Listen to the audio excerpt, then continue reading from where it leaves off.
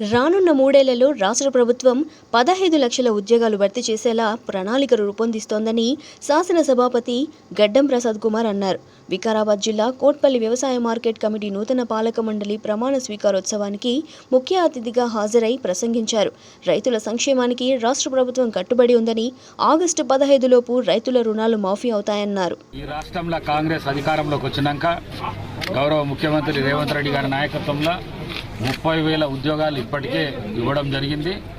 ఇంకా 1,70,000 ఉద్యోగాలు ఉన్నాయి. దానికి కూడా జాబ్ క్యాలెండర్ రిలీజ్ చేసిండ్రు.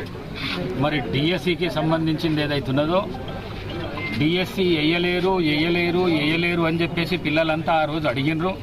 మరి ఈరోజు వేసిన తర్వాత ప్రతిపక్షాలకు సంబంధించిన వారి దానిలోపట పడి వారు ఈ విధంగా మాట్లాడడం సబబు కాదు. నేను డిఎస్సి వాళ్ళకు సూచిస్తున్నా, 2 రాయండి, గ్రూప్ 4 రాయండి, డిఎస్సి కూడా రాయండి. డిఎస్సికి మీకు 5,000 ఉద్యోగాలకు బదులు మొత్తం మెగా జాబ్ మేళా ఉద్యోగాలు వేసిండ్రు. మరి దాన్ని మీరు వ్యతిరేకించకండి, తప్పకుండా మీరు డిఎస్సిని అటెండ్ చేయండి. మరి అదేవిధంగా పాత రంగారెడ్డి జిల్లా కానీ కొత్త వికారాబాద్ జిల్లాలో ప్రైవేట్ ఉద్యోగాలు తీసుకురావడానికి చాలా పెద్ద ఎత్తున ప్రయత్నం